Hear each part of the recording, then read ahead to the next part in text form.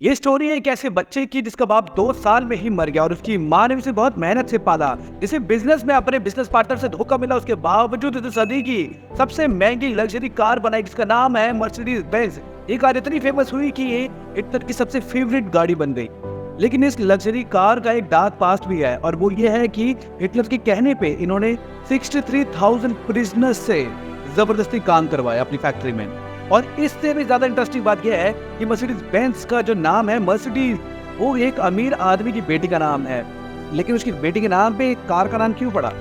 इन सारे सवालों को जवाब मिलेगा आपको इस वीडियो में। तो आपको उठाइए चिप्स का पैकेट उठाइए और बैठ जाइए। पूरी वीडियो देखने के लिए एंड तक जरूर देखना, क्योंकि बीच में हम ऐसे फैक्ट्स और ऐसी इंटरेस्टिंग बातें बताएंगे जिनको जान के आप हैरान हो जाएंगे, दंग रह जाएंगे दोस्तों। साथ में आप मोटिवेट भी होंगे कि कैसे एक आदमी ने इतना बड़ा ब्रांड खड़ा कर दिया। और साथ में दोस्त, अगर आप नए हैं तो प्लीज सब्सक्राइब द चैनल और बेल आइकन दबाना मत भूलना।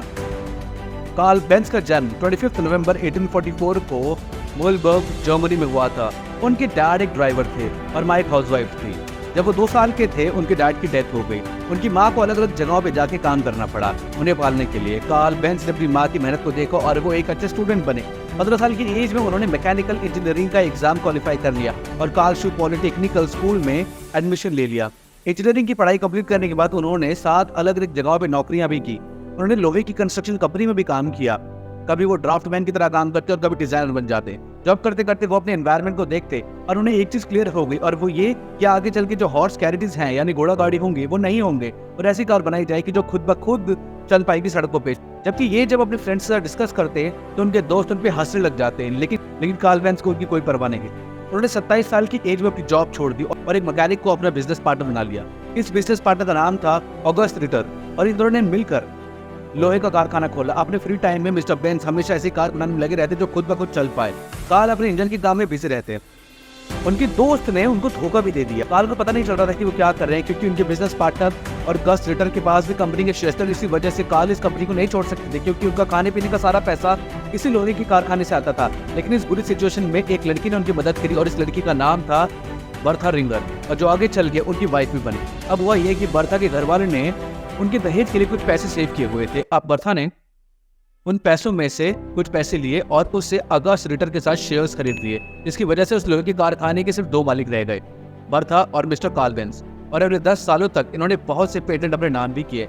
जैसे कि एक पेटेंट उन्होंने मिला कि इंजन की बैटरी को इग्नाइट कैसे किया जाता है, दूसरा पेटेंट गियर शिफ्ट बनाने के लिए, तीसरा क्लच के लिए, चौथा कार्बोरेटर बनाने के लिए, 5वां इंजन को ठंडा करने के लिए, छठा पेटेंट था स्पार्क प्लग पे और 7वां था स्पीड रेगुलेटर के लिए। इतने पेटेंट्स लाने के बाद भी ये कंपनी पैसे नहीं कमा पा रही थी, जिसकी वजह से मिस्टर कार्ल बेंज क्या करते कि वो कंपनी के कुछ शेयर्स इन्वेस्टर को बेच देते और उसके बदले में पैसे लेते, और ये प्रोसेस चलता रहा।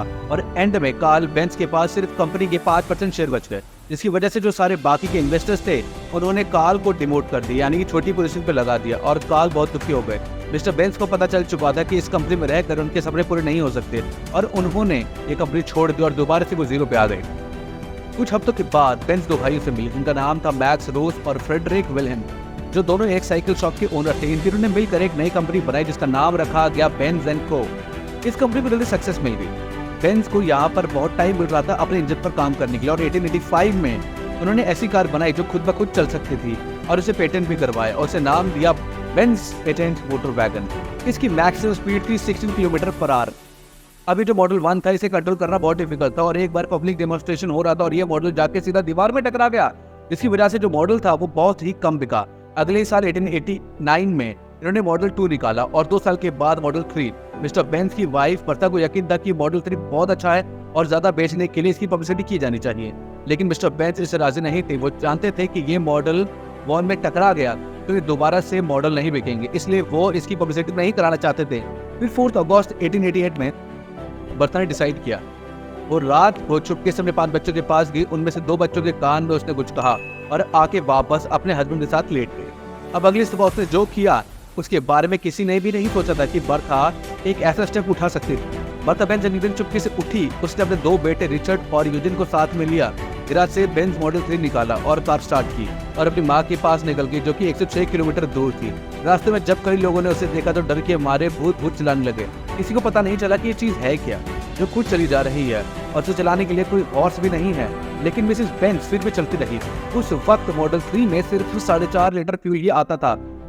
उसने लिग्राय जो कि पेट्रोलियम सॉल्वेंट था उसे खरीदने के लिए गाड़ी को एक फार्मेसी की दुकान में रोका, क्योंकि उस जमाने में कोई पेट्रोल पंप नहीं होते, तो उस फार्मेसी की दुकान से लिग्राय खरीदा और उसे गाड़ी में डाला। सबसे इंटरेस्टिंग बात यह है कि जर्मनी में ये फार्मेसी की दुकान थी। इसे आज first fuel station of the world कहा जाता है, यानी सबसे पहला पेट्रोल पंप दोस्तों दुनिया का। इसके अलावा उस वक्त कौन से अच्छे रोड थे, इसलिए बीच बीच गाड़ी खराब भी हो रही थी। बार बार बरसा कार को रोकती थी, बच्चों को नीचे उतारती, कार को अपने हेयर पिन से रिपेयर करती और दोबारा स्टार्ट करके कुछ किलोमीटर आगे बढ़ती। बीच में उनकी जो गाड़ी थी उनके ब्रेक से पूरी तरीके से घिस चुके थे, क्योंकि वो लकड़ी की थी। तो बर्था ने कार को एक मोची की दुकान पर रोका और लेदर की ब्रेक्स लगवाई। इस 106 किलोमीटर कवर करने के लिए बर्था और उसके 2 बेटों को 12 घंटे का समय लग गया।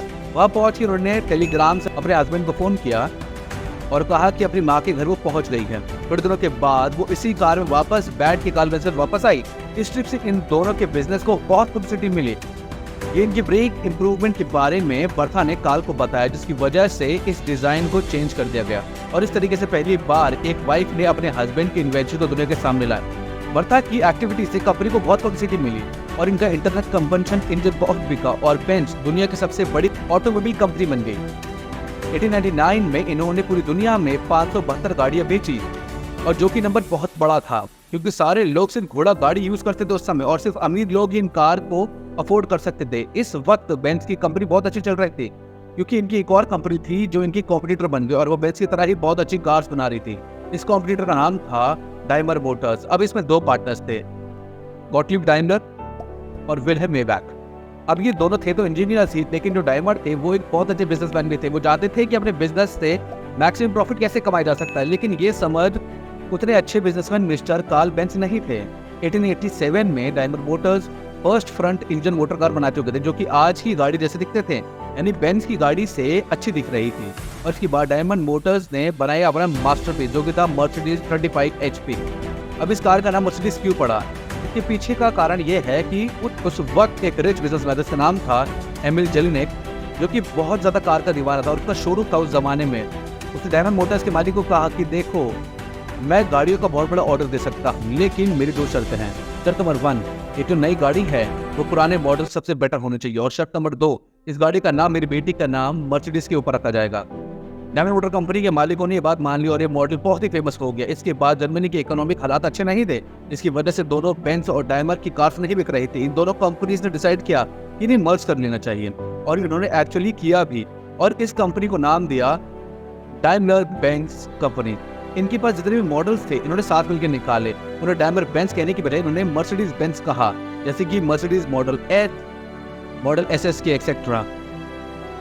और इन सारे मॉडल्स को बहुत फेमस डिजाइनर ने डिजाइन किया था, जिसका नाम था Ferdinand Porsche. I hope Porsche नाम आपने जरूर सुना होगा। अप्रैल 1929 में कार्ल बेंज की डेथ हो गई जब वो 84 ईयर्स के थे, और इसके बाद एंट्री हुई एडोल्फ हिटलर। हिटलर को मर्सिडीज बेंज इतनी पसंद थी कि वो खुद भी उस पर ट्रैवल करते थे। हिटलर चाहता था कि पूरी दुनिया को पता चले कि जर्मनी की कार से सबसे बेस्ट है, इसलिए उन्होंने डाइमलर बेंज कंपनी को कहा कि तुम ऐसी कार बनाओ कि दुनिया में सबसे तेज हो, और वो भी ऐसा भी। जितनी भी उस वक्त की वर्ल्ड की कार रेसेस थी उसमें मैक्सिमम रेसेस बेंज की कार ने ही जीती, और एक और कंपनी उस वक्त कार रेस जीत रही थी, उसका नाम था ऑटो यूनियन, लेकिन ये भी जर्मनी की ही कंपनी थी। फिर 1939 में वर्ल्ड वॉर सेकंड स्टार्ट हो गया। सेकंड वर्ल्ड वॉर के दौरान हिटलर ने जर्मनी की मैक्सिमम कंपनीज को कहा कि वो अब सिर्फ आर्मी के लिए प्रोडक्ट्स बनाएंगे, इसलिए डाइमलर बेंज कंपनी ने भी अपने मेन प्रोडक्शन बंद कर दिया और नाजी जर्मनी के लिए व्हीकल और ट्रक्स बनाना शुरू कर दिया। हिटलर ने जब बेंज कंपनी को और ट्रक बनाने को कहा तो पहले तो बेंज कंपनी ने विमेन वर्कर हायर किए, लेकिन जब उससे भी बात नहीं बनी तो ज्यूज प्रिजनर थे, उन्हें वर्कर बना के उनसे जबरदस्ती काम करवाया। एक टाइम पर 63,000 प्रिजनर बेंज कंपनी के लिए काम कर रहे थे। जब जर्मनी वॉर हार गई तो इन कंपनीज की इमेज बहुत खराब हो गई थी। इन्होंने प्रिजनर से जबरदस्ती काम करवाया था, क्योंकि डाइमलर बेंज कंपनी ने एक सेट भी किया जो कि जर्मनी के अलावा फॉरेन में इनके मैन्युफैक्चरिंग प्लांट्स थे वो उनसे ले लिए गए, और सिर्फ जर्मनी वाले मैन्युफैक्चरिंग प्लांट्स ही उनके पास बचे। अब इसके बाद इस कंपनी ने अपनी इमेज बिल्ड करना शुरू किया। इन्होंने पहले एम्बुलेंस बनाई और उसके बाद पुलिस के लिए व्हीकल बनाए, बाद में दोबारा से कॉमन लोगों के लिए इन्होंने गाड़ियां बनानी शुरू करी। अगर हम फाइनेंशियल ईयर 2022 की बात करें तो उन्होंने 24 लाख गाड़ियां बेची हैं, जिसकी टोटल वैल्यू थी 13,640 बिलियन इंडियन रुपीज, जो कि टाटा मोटर्स से ऑलमोस्ट 3.5 गुना ज्यादा। और आज इन्होंने इतनी अच्छी इमेज कर दी है कि कोई मर्सिडीज गाड़ी खरीदता है तो वो इतना खुश होता है कि उसे लगता है कि उसने कोई यूपीएससी का एग्जाम क्लियर कर लिया हो या फिर कोई बहुत बड़ी अचीवमेंट कर लिया। सेकेंड वर्ल्ड वॉर के बाद की बात है, उन्होंने एक के बाद एक लग्जरी कार लॉन्च की। क्या आपको पता है कि इंडिया में हर 1000 में से 750 गुजराती कार ओन करते हैं। इसका मतलब है कि सबसे ज़्यादा कार्स गुजरातियों के पास है। अगर आप ये जानना चाहते हैं कि गुजराती सबसे अमीर क्यों हैं, तो हमारे में कमेंट कीजिए। हम गुजराती के ऊपर एक स्पेशल वीडियो बनाएंगे कि गुजराती के पास इतना मास्टरमाइंड बिजनेस माइंड कैसे आता है। और साथ ही वीडियो को पूरा देखने के लिए धन्यवाद, दिल से धन्यवाद दोस्तों। आप हमारे चैनल को सपोर्ट कीजिए। हम हर रोज़ आपके लिए ऐसी वीडियोस लेकर आते रहेंगे जो आपको मोटिवेट करेगी और उन सक्सेसफुल लोगों की कहानी आपको बताते रहेंगे, ताकि आपको भी सीखने को मिले कि ये कर सकता है तो मैं भी कर सकता हूँ। दोस्तों हमेशा की तरफ फिर से आपको कहूँगा, अपना सपना, जो आपका एम है, जो आपका मोटो है, जो आपका गोल है, कमेंट बॉक्स में लिखिए और बताइए कि आपका सपना क्या है। फिर हम उसी के ऊपर ही वैसी वीडियोस बनाएंगे और जिस कमेंट के ऊपर सबसे ज़्यादा लाइक्स आएंगे वो वीडियो हम सबसे पहले बनाएंगे। दोस्तों लाइक करना, वीडियो को शेयर कीजिए दोस्तों के साथ, घर वालों के साथ, व्हाट्सएप ग्रुप पे, इंस्टाग्राम पे, ट्विटर पे, फेसबुक पे, यूट्यूब पे, ताकि हर एक को ये मोटिवेशनल वीडियोस मिले और वो भी अपनी ज़िंदगी में कुछ बेहतर कदम दे और सक्सेसफुल बने। धन्यवाद दोस्तों, जय हिंद।